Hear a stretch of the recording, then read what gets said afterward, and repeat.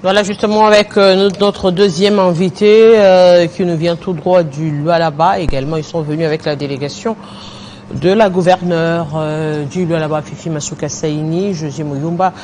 Bonjour et bienvenue. Bienvenue Arlette, bienvenue à tous vos milliers de téléspectateurs du monde entier. Voilà, justement, on rappelle, justement, en ce qui concerne ce programme de la venue du pape. Demain, déjà, c'est à partir de 9h à l'aéroport de Ndolo que se tiendra la messe, 9h30, mais du moins, toutes les portes seront fermées à partir de 7h30, je crois. Et à 16h30, ce sera la rencontre avec les victimes de l'Est du pays, une délégation, ce sera au niveau de la nonciature, et à 18h30, ce sera des rencontres avec certaines œuvres caritatives, et justement la journée qui suivra, la journée des jeudis à partir de 9h30, et le pape va rencontrer les jeunes et les catéchistes à partir de 9h30 au stade de Martyrs, à 16h, ce sera la rencontre de prière avec les prêtres, diacres et toutes les structures de l'église catholique. Ce sera Notre-Dame du Congo, et puis à 18h ce sera la rencontre privée avec les membres de la compagnie de Jésus au niveau de la nonciature. Un programme très très chargé en tout cas pour le Saint-Père. Et ici, Josie Muyumba, vous êtes venu dans la délégation de la gouverneure du Lualaba justement pour assister aussi à cet événement. Oui, c'est un événement, comme vous le soulignez. Le pape, c'est pas n'importe qui. Je suis pas catholique, mais tous les yeux du monde sont rivés sur la RDC parce que le pape est ici. Il n'est pas seulement un chef religieux, le numéro 1 de l'Église catholique, il est aussi un chef d'État. C'est parmi les hommes les plus influents de la planète. Il est venu au moment où le pays est agressé. Le pays est secoué par une guerre injuste perpétrée par l'armée rwandaise qui se fait passer pour une rébellion congolaise. C'est un secret de Polichinelle. Le pape vient, vous avez donné le programme, il va rencontrer les victimes de cette guerre ignoble. Ça fait plus de 20 ans que la même personne, le même régime, tue au vu au-dessus de tout le monde. Et personne ne bouge, personne ne s'ébranle au niveau international. Et le chef de l'État a réussi un joli coup diplomatique. Parce que la guerre, on ne la termine pas, on ne peut pas vaincre une guerre simplement par les coups de canon. Il faut vaincre la guerre aussi par la voie diplomatique. C'est ce qu'il a utilisé en invitant le pape. Le pape a accepté de venir en République démocratique du Congo, plus de 40 ans après. C'est quelque chose, et vous avez suivi le discours du chef de l'État, il a fait passer le message de la RDC. C'est un peuple qui a besoin de la paix. À l'aube de son accession à la magistrature suprême, il avait initié des démarches pour rencontrer tous les voisins, essayer d'échanger avec eux et savoir qu'est-ce qui vous pousse à venir chez nous, si on peut mettre sur pied on peut mettre en place des structures commerciales qui pourront nous permettre de gagner ensemble et éviter de nous attaquer mutuellement.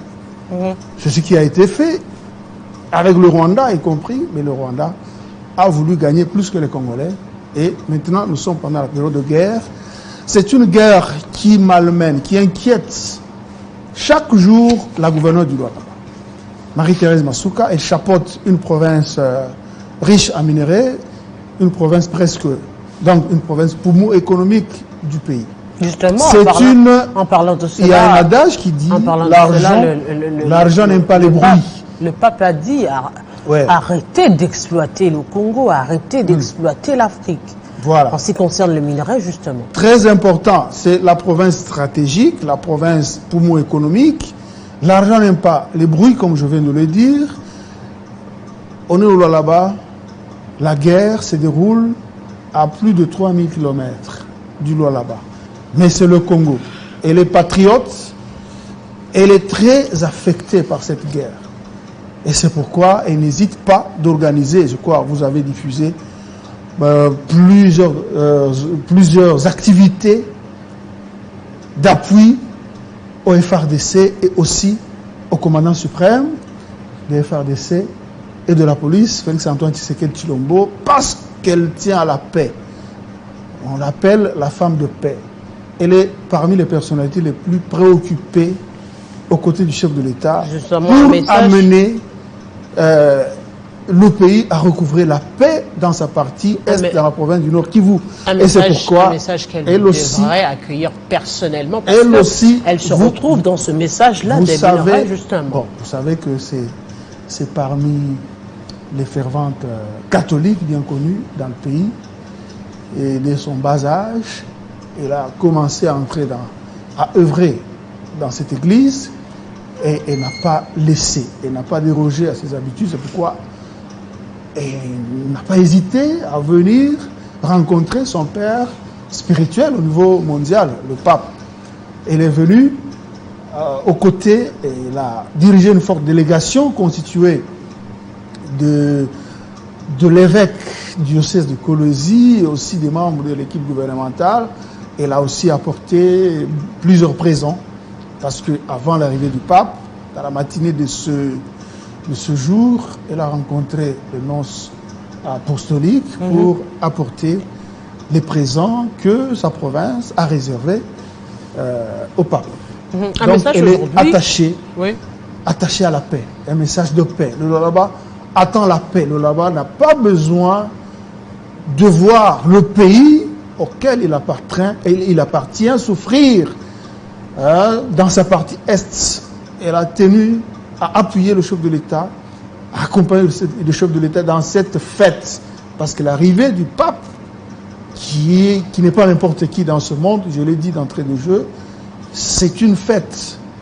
Et il a voulu aussi fêter avec l'autorité suprême du pays, en venant avec une forte délégation pour dire que le Lualaba est derrière vous dans cette démarche de pacification du pays, dans cette initiative d'inviter le Saint-Père. Donc, je suppose que vous serez tout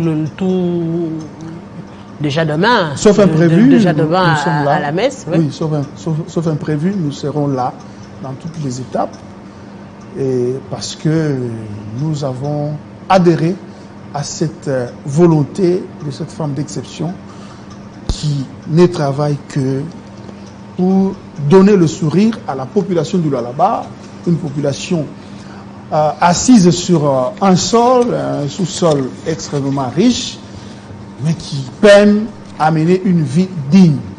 Je l'ai dit plus d'une fois sur les médias, et même ici à Télé 50, nous sommes un peuple qui doit être fier. Nous devons glorifier Dieu d'être Congolais. On doit mettre fin à cette culture où on voit des chansons, où on voit des pièces de théâtre qui vantent l'Europe. Poteau, poteau, poteau. Et quand vous regardez les gens qui vont là-bas, vous vous rendez compte que pour plus d'une fois quand on est en Europe, on se dit mais pourquoi nos frères se font tuer même dans la mer Rouge pour venir voir l'Europe pendant que nous avons tout. Il y a juste question de volonté. La volonté, nous la voyons dans le chef des animateurs des institutions, dans le chef de l'État, du président de la République, la volonté de changer les choses, de mettre fin à cette incompatibilité, scandale géologique, mais en face une population qui mène presque une vie du Moyen-Âge. C'est quelque chose qui inquiète, qui embête le chef de l'État. Quand il est venu pour la première fois en visite officielle au Lualaba au mois de mai, il a martelé là-dessus.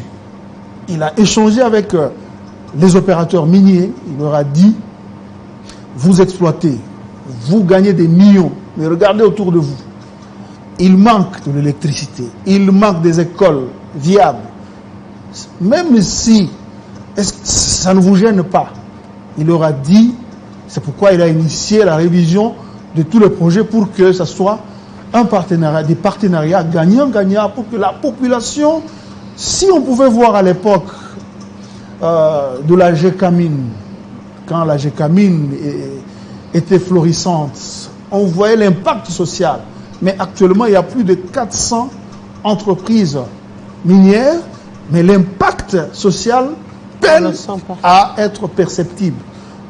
Il a martelé, le chef de l'État a échangé avec les acteurs, les opérateurs miniers, pour leur dire on doit revoir tout pour que le peuple congolais, le peuple de la baie, jouisse réellement de ces minerais. Oui. Et c'est ce que la gouverneure Masuka, c'est son cheval de bataille, exécuter la volonté politique du chef de l'État et la volonté permettre à ce que le Lualabé, le Congolais, se réjouisse d'être sur ce sol que la providence, que le bon Dieu lui a accordé. Josué Mouimba, je vous dis grand merci. Nous espérons justement que ce passage du pape et le message du pape qui a dit haut et fort arrêtez d'exploiter l'Afrique, arrêtez d'exploiter le Congo, c'est un message qui va également passer pour tous ces exploitants à travers la République démocratique du Congo qui exploitent et les minerais et de l'or pour permettre une redistribution équitable au regard de la population environnante qui vit, comme vous l'avez dit, dans la misère alors que l'on exploite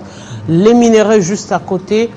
Et une remise en question justement pour tout Congolais sur cette question de paix, la paix pas seulement vis-à-vis du voisin, mais la paix intérieure parce que nous devons d'abord cultiver cette paix à l'intérieur de la République démocratique du Congo entre nous. Et surtout que cela coïncide bien une année électorale qui appelle à beaucoup de tensions et autre chose.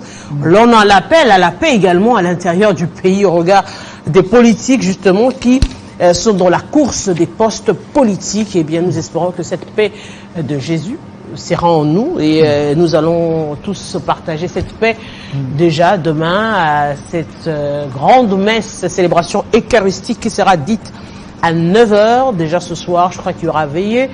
Pour les personnes qui voudront bien, vont dormir pour ne pas avoir des difficultés de transport demain. On leur rappelle également que la journée de demain est fériée et chômée. Voilà, la journée est chômée, décrétée par le gouvernement de la République, du moins l'avant-midi, pour permettre à ce que les Congolais, les chrétiens puissent également se retrouver avec le pape et communier ensemble. C'est un réel plaisir de vous tenir compagnie. Grand merci à vous, Josué Mouimba, et dans quelques instants, retrouver Nathalie Yoko pour la grande édition du journal. Et nous, on se retrouve déjà très prochainement avec le même plaisir. Merci, Arlette. Merci. Merci pour cette occasion. Merci pour Télé 50, la chaîne qui a réussi à se maintenir contre vent des marées. On tient le coup. C'est une chaîne qui fait la fierté de la République. Coup de chapeau à JMK, le patron de cette industrie médiatique congolaise. Merci beaucoup.